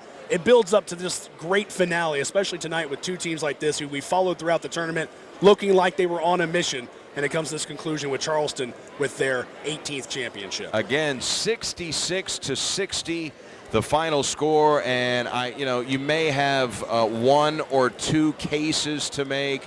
You could probably make a case for someone else maybe to have made the all-tournament team, but I really didn't have a gripe with any of that. I think I voted for every single one of those players that went out there, all 10 of them. So I think my ballot was pretty right on. So, I'm sure you can make a case, especially if you root for a particular school. Right. Hey, how come my guy didn't make it? But the all-tournament team, pretty good. No, well-balanced guys from across the tournament in terms of where they finished up. Meadow Heights in the 9th place game, represented by Barrymore. You had Dylan Keller for the Scott City team in that 9th place game, moving all the way through to the championship game, with Charleston getting 2.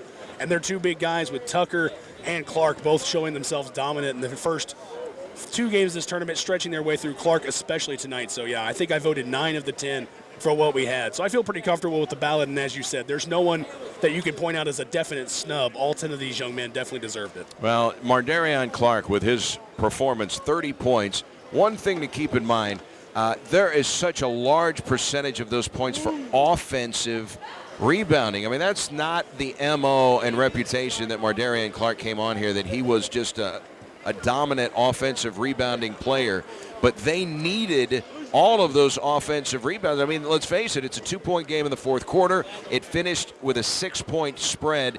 They needed that kind of activity on the glass from Mardarion Clark. And no matter what adjustments Advance made, they just couldn't consistently keep Clark off the offensive glass. And when he got the ball, he either put it back up and in more often than not, or went to the line, and he was almost flawless from the free throw line. You said it right. With Danny Farmer, you normally see the slashing guard style, someone who's playing in the backcourt more often. This year, he has some more size than he's had in recent years. Mardarion Clark developing in a definite manner from his sophomore year coming into this year, more consistent off the window, not going too hard off the glass, finishing more baskets than he did last year in my memory of seeing 3 or 4 of their games, even outside this tournament.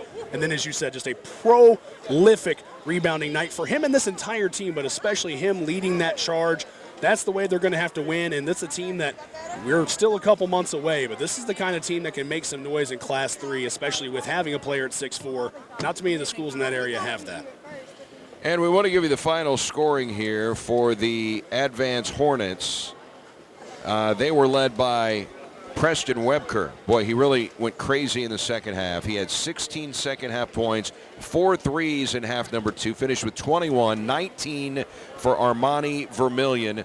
Michael Hood ended up scoring 9 also for Dawson Mayo, and Carson Miles came into the game and scored 2, and we'll add the R to the end of Brendan Crater's name so we get that right.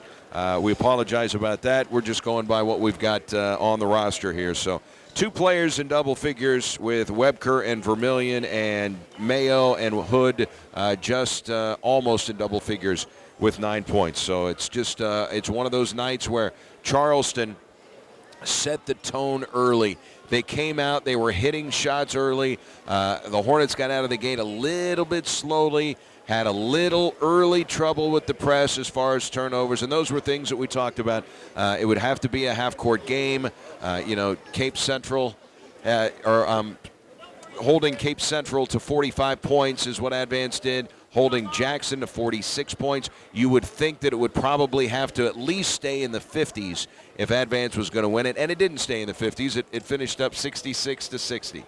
It did, and definite credit to Charleston in the beginning of that game. Looking at the stat sheet, Armani Vermillion with 6 points from the field, Preston Webker with a 3. Otherwise, no one taking any shots, only one man going to the free throw line. Dawson Mayo missing 2 on the inside, the early going, kind of breaking any real muscle and energy he had, and that goes all the way back to pointing out Keyshawn Griffin, Delantre Fisher, Mardarion Clark, all of them staying in the post, not letting Dawson Mayo get comfortable, because while he may not light you up for 35 or 40 points, he's much like in the vein of Mardarion Clark. He wants to play near the glass at all times, get those quick touch put-ins, play the offensive rebounds, and if you could shut him down, Advance is going to have to adjust, and it took them a little too long to do that to pick up the win tonight. For those just getting in their car, let's recap the all-tournament team. Did you write them down? I caught most of them. I know for Advance we had Armani Vermillion, who was also the fan-voted MVP from the CMOBall.com poll.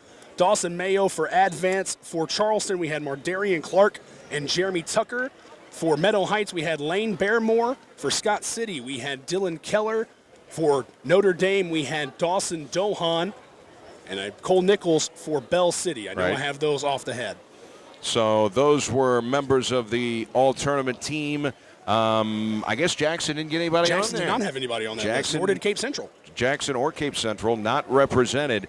Some of the smaller schools had the great performances. Of course, Nichols, who's walking behind us right now from Bell City, who had the 37-point game, and they got a 28-point game, a 27-point game, something like that.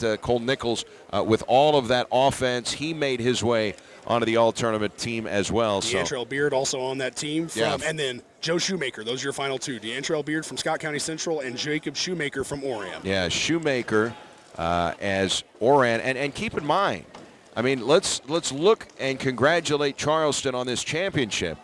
But, and this is not a knock on Oran, if they make a free throw in the final 30 seconds of that game with Charleston doesn't even make the finals, Oran almost knocked them off. They missed 2 free throws in the final 30 seconds and then ended up losing by 2 in overtime. Oran or Charleston doesn't even make the title game. Sometimes when you have a great run, at some point you've got to really get through a piece of adversity. Well, that adversity came against Oran.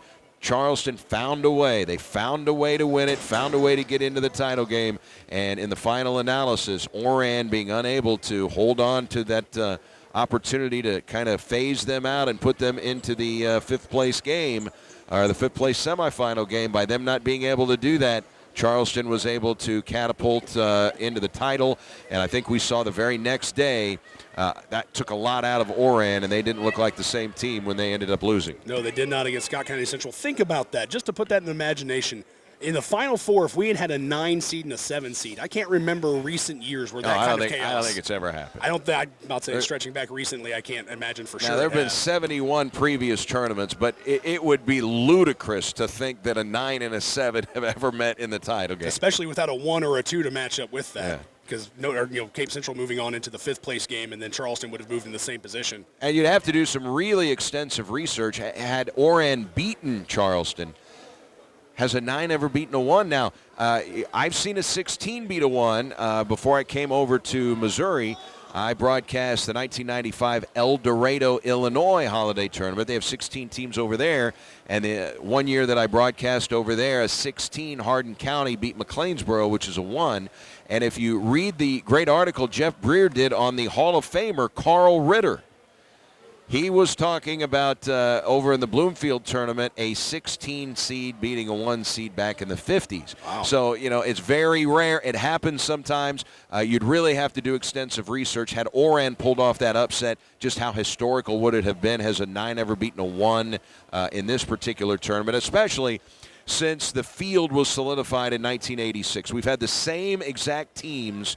Now this marks the 30th year we've had the same 16 teams in this tournament since 1986, which was the final year at Houck Fieldhouse. 87 is when they opened the Show Me Center, so it's been in here since then. But since they've had that tournament field where it's been all the same teams, I find it hard to believe that maybe a 9 has ever beaten a 1, but maybe it has happened. Like you said, it's going to take a lot of digging. I don't know if any of us have access to all the record books that could do it. You say since 1986, a 16-1, that's – you're talking about something that maybe some teams are aspiring for in the near future. They want to make their own history that they saw Oran almost do. I don't know if it's possible, but the Deltas, the Leopolds, those schools are hungry to make that kind of memory happen as well. All right, so it's another successful Southeast Missourian Christmas tournament, the 72nd edition. And again, if you're just joining us, it was a 66-60 victory for the Charleston Blue Jays. As far as the third-place game goes, Notre Dame handled Jackson. Jackson made a late run. Keep in mind, Jackson playing without 3 starters who are suspended. You heard Darren Scott say those 3 players, all starters, will all be reinstated after the tournament is over. So Jackson will get a full roster. And they certainly had some struggles without 2 of their best ball handlers. 2 of the 3 players that are suspended are guards, and they really struggled handling that press of Advance. And Charleston did not struggle as much against the press. So Jackson going forward will have a full roster again.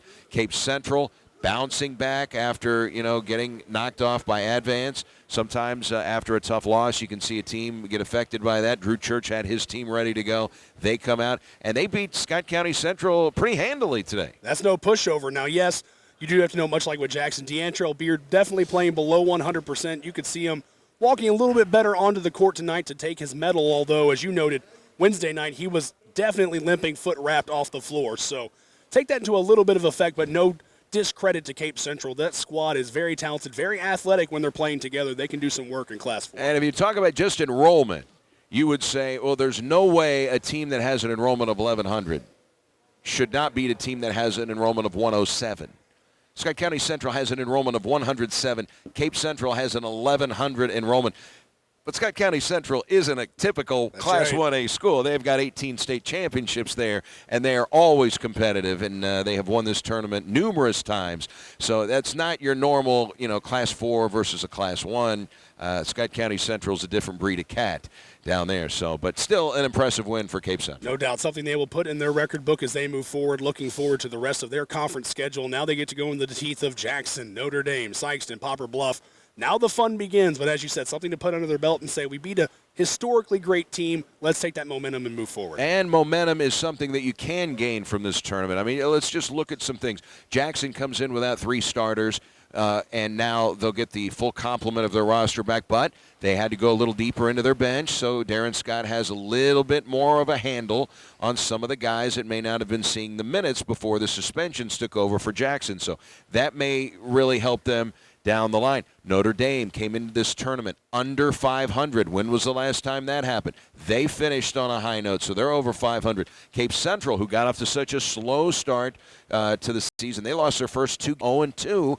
They come into this tournament. They get bounced by Advance, but then come back their final game, so they leave with a little momentum. Even though Oran did not advance as far as they wanted to in the tournament, they made it to the third game, but I think you can take a positive out of the fact that they almost knocked off Charleston, who ended up winning this tournament. Bell City pulls off a huge upset, knocking off previously unbeaten Woodland earlier in the tournament. So there were a lot of high notes, and of course, in that Bell City upset of Woodland, Cole Nichols burst onto the scene again with the 37-point performance, and that probably wrote his name into the all-tournament team regardless of what happened after that. So there were a lot of highlights in this tournament, but again, Mardarion Clark, man, that guy was just absolutely a presence tonight for Charleston. On fire for Charleston, as we said, 32 points. I think I had him down for at least 12 rebounds, just showing that elevates themselves above the rest. Side note for Cole Nichols, I'd like to know what his tournament career scoring numbers are, because it seems like the 3 years he's played in this tournament, if not 4, he's had one of those 25, 30-point games because he's been the center of the Bell City offense. But definitely kudos to, if there was an MVP handed out just on sheer performance, it's going to Mardarion Clark. And for Danny Farmer, that's what he likes to see. Get going this time of year as they make their way into their conference schedule and facing some tougher teams like your Jacksons, Cape Centrals, Notre Dames, all in that SEMO conference. They've been tested here. They'll be tested moving forward. And with a player like Clark, it's hard to knock them off in that Class 3 District 1. So Charleston improves to 10-1, just one loss this year, and that is to arguably the best team in Southeast Missouri, the undefeated Sykeston Bulldogs, who just won their 6th St. Dominic tournament in the last 7 years. There are some people who think Sykeston needs to be in this tournament. They would have to break up that, the core group of teams that they've had since 1986. There are a lot of people who would like to see Charleston or Sykeston in this tournament. A lot of people would like to see Saxony Lutheran, who just went over to Carbondale and won the small school portion of the Carbondale Holiday Tournament under Kevin Williams. So there's a lot of discussion, talking points for this tournament, but the bottom line is it was another fun 4 days stretched over the period of an entire calendar week, because we did not play yesterday because of the SEMO basketball doubleheader, but it was fun. We certainly want to thank Rusty Hendricks for all of his contributions. Thank you, Cody, and thanks to our sponsors. Thanks to teaming up with the Southeast Missourian. If you tuned in the webcast tonight, it was sponsored by SEMO House Hunter, SEMOBall.com, our buddy Fred Lynch taking care of the video over there, and of course you can see all of his tremendous photography and have over the last several decades in the Southeast Missourian. So pick up a copy of the Southeast Missourian.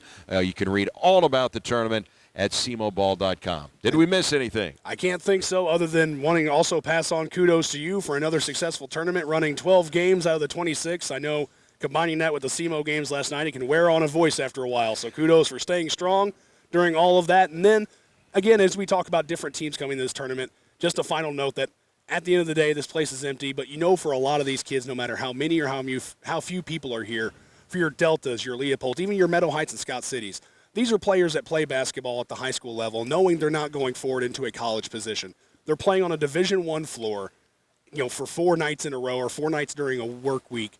That's a great feeling for these guys, and you can see it in their faces. Michael Hood tonight, turning on that flip switch, having that edge on him. He's a Class I advanced player. They have success in their Class I. For most of these guys, like we said, not moving on to the next level of competition, but they know what it means to be on this floor in this tournament, the pedigree of this tournament, and it just changes something about how they feel and how they move forward in their career. So I definitely love that feeling. My 3rd year being a part of broadcasting this tournament, it's fun to see that happen every year. It was a fantastic effort by all of the athletes involved. Congratulations also to the people that put this tournament on. It's a big undertaking for sure to get everything rolling here at this tournament, and they did a nice job. And we also want to give a shout out to Frank Ellis, who is the longtime public address announcing voice of this tournament. He just completed his 24th year as the voice of this tournament. Charleston Athletic Director Michael Minner filled in for him, I believe, on Wednesday. Yes. And Frank was with his wife on Wednesday, and he was intimating that maybe, just maybe, and we don't know how things, end up, that next year, number 25, might be the year, the final time that Frank Ellis would be here. We certainly hope not. We hope he'll be around for much longer. But we do want to congratulate Frank Ellis for a job well done for 24 years. Definitely one of those voices in Southeast Missouri. You hear him at Charleston games a lot, just a voice that you recognize, like we talked about in recent weeks with the unfortunate passing of Bob Depro, 50 years at Sykeston, Frank Ellis, 24 years of this tournament. They're voices that become synonymous with the sports you hear. And for a lot of these kids, myself included, as a former Jackson student, being here at this tournament for many years, that resonates in your ear. You think Christmas tournament, you think Show Me Center, you think a voice like Frank Ellis. So an awesome tenure so far, and as you said, we hope that it does continue, but definitely can understand seeing 25 years at quarter century mark and saying, that might be a time. And we want to thank Lucas Press and everybody with Russ Communications, CMOBall.com. They do a great job of covering the tournament. I mean, when you want to find out what was a recap, how many points did Mardarian Clark have for Charleston? Where are you going? You're going to CMOBall.com. That's where you're going to get it. Just a tremendous resource for sports in Southeast Missouri. So this is a big tournament. It's fun. It is really fun to see this place filled up because we don't see it filled up like it is in the final couple of days, especially the championship night of the Southeast Missourian Christmas tournament. That's when we have the biggest crowds of the year in the Show Me Center. So it was fun. It was loud. Students were into it. Fans were into it. Lots of royal blue, lots of orange in that title game. And so that is going to do it for us. For Cody Sandusky, Rusty Hendricks, Eric Shawn signing it off here from the Southeast Missourian Christmas Tournament. We'll get you back into regular programming. Again, congratulations to the Charleston Blue Jays. They win this tournament for a record 18th time as they beat the Advance Hornets in the title game. The final score is 66-60. Don't forget, we've got a doubleheader of basketball in this building tomorrow. The Red Hawk women will play Eastern Kentucky, a conference game here at 12 noon. The Red Hawk men play their first OVC game against Eastern Kentucky at 2:30. So noon and 2:30, and we'll have those games on the Red Hawks radio network. So for Cody Sandusky, Eric Shawn saying good night, everybody, from the Show Me Center. Make it a safe, happy New Year.